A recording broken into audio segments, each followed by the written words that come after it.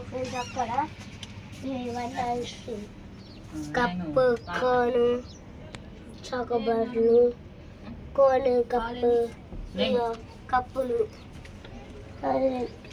ఇక్కడ ఉన్నాయన్నీ కోళ్ళు ఇవన్నీ ఫ్రెండ్స్ ఇక ఫ్రిడ్జ్లు ఇంకా లోపల ఉన్నాయి నేను పల్పి క్యాంపా ఇది వాటర్ బాటిల్ ఉన్నాయి ఫ్రెండ్స్ ఏంటో మీకు తెలుసా కోకా కోలా ఇది